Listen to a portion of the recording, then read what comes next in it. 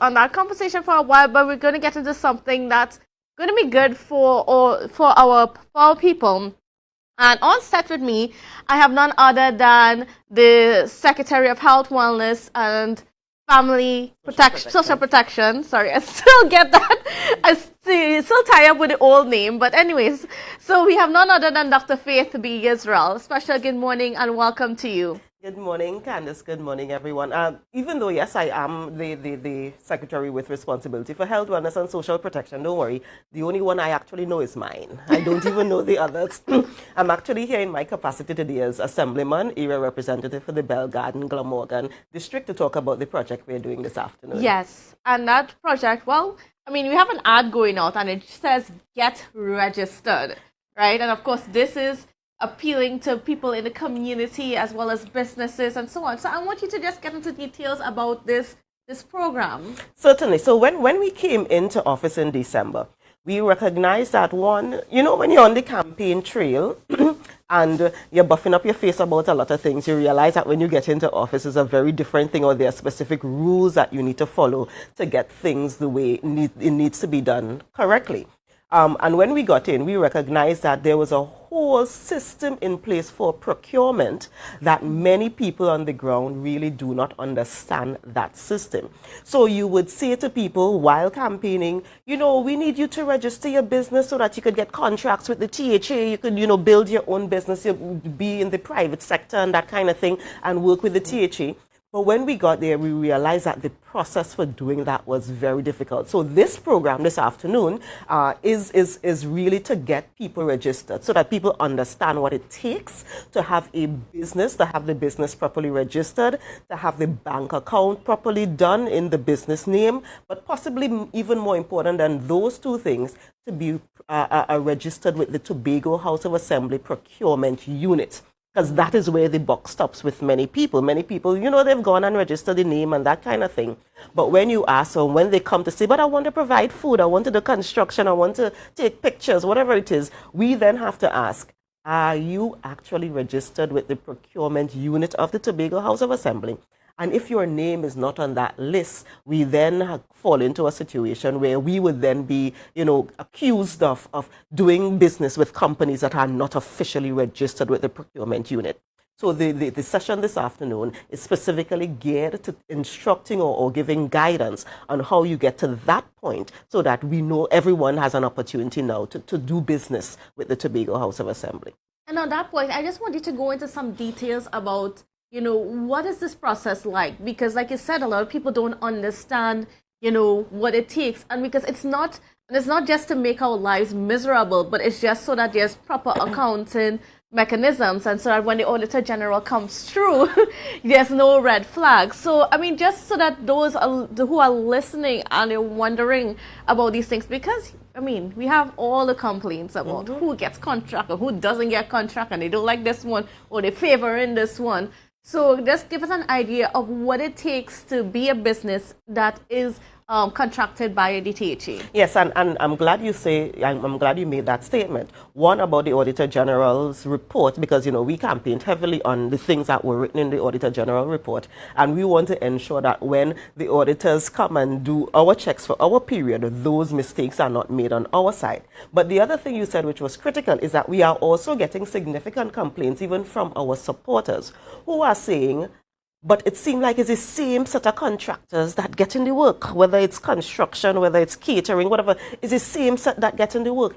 And what we are trying to explain is those individuals are the ones who've gone through the process. Those individuals are the ones who are pre-registered. Those individuals are the ones who, when we send out a tender notice, they actually submit proposals, and their proposals are great. So anybody who's coming and comparing 2 or 3 proposals, that would be the one that is obviously the best. So yes, they will continue getting the contracts until we actually have a larger group of people who come up to that level so that they are registered, so that when they see the notices going out, most people people don't even know that it's practically every day. If you go to the THA website, go scroll all the way down to where it says tenders.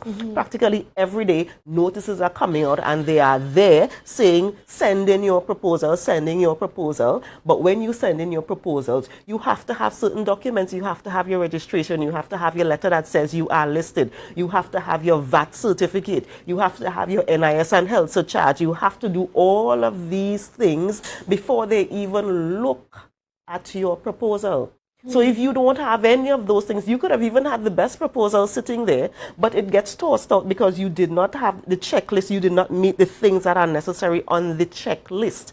So this is the process that we are going through, and my electoral district, because we've been getting so many people coming in saying, you know, I want to do business with you all, or we have this skill, but we're not getting hired. What to do? This was the answer of yes. These are the steps you need to take. So it is actually this afternoon at the Bell Garden Multipurpose Center, with brand spanking new community center at 6 p.m. Come out this afternoon and you would learn from various entities, including representatives from the procurement unit, representatives from the banking sector, representatives from individuals who are telling you how to go through this process.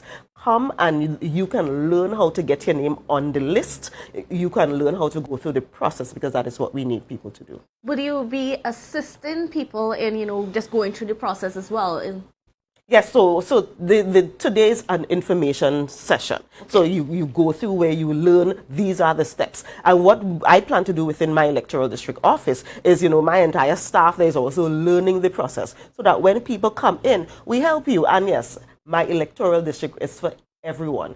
All people in the district. And no, this program is not just, even though it is being done by my electoral district, it is not limited to people who are in the Bell Garden Glamorgan district. Anybody in Tobago, once you are on the island and you want to come to Bell Garden this afternoon or this evening at 6 p.m., you are welcome to come and be a part of this.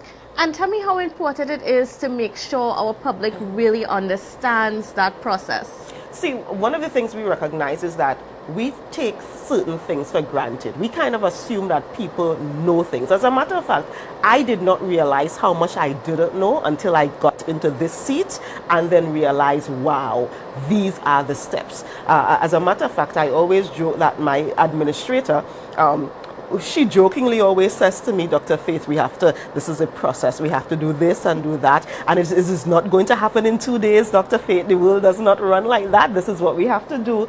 And, you know, we have a very good relationship like that, where we can have the conversations about this is what it is. And having people with that kind of information who can guide you is where we need to be. And that is the reason we decided to do this program, so that we can guide individuals who do not have the information. This is not something, procurement is certainly not something that the average person knows.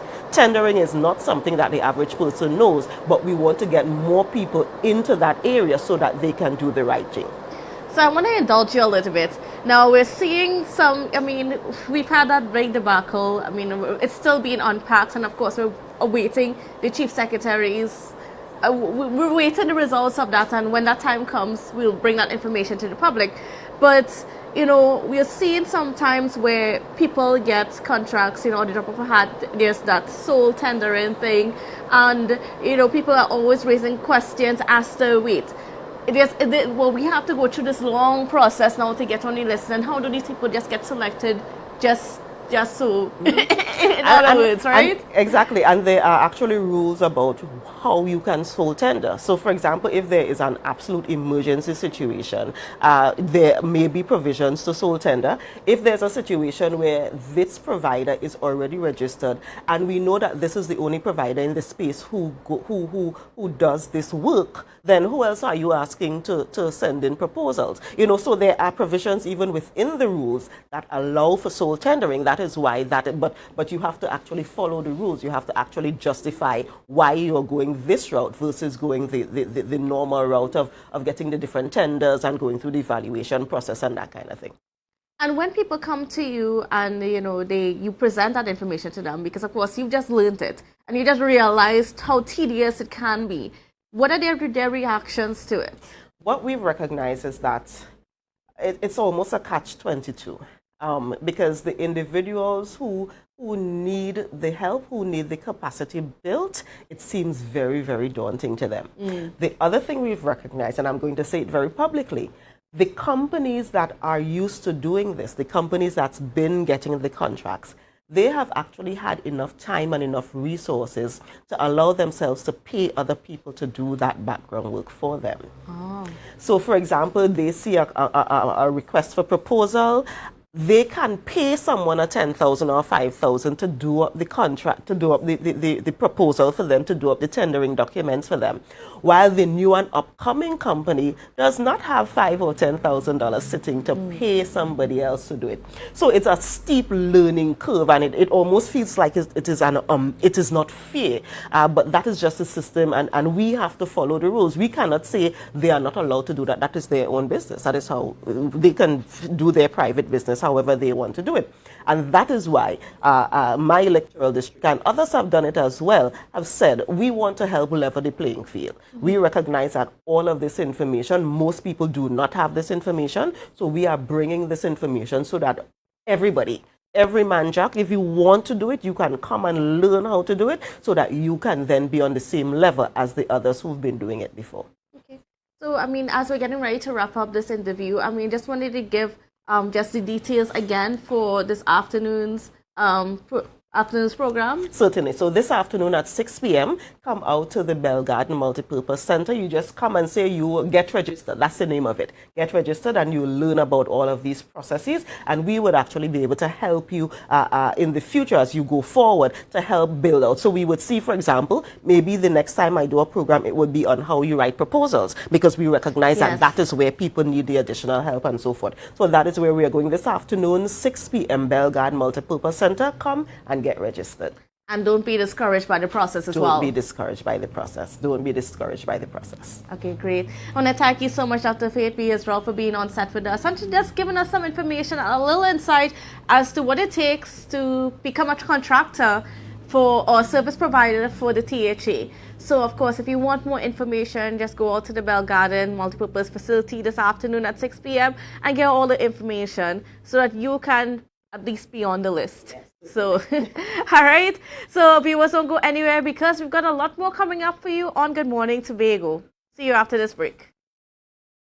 Excel Spa by Haley, where our highly trained staff are ready to deliver the top-class services in facial massages, waxing, nail enhancement, and body treatment. We are ideally located at Coco Avenue, Switzerland, Tobago. You can find us on Instagram, Facebook, TripAdvisor, or you can call us on 730-0149. Excel Spa by Haley. Relax, renew, and rejuvenate. Advertise with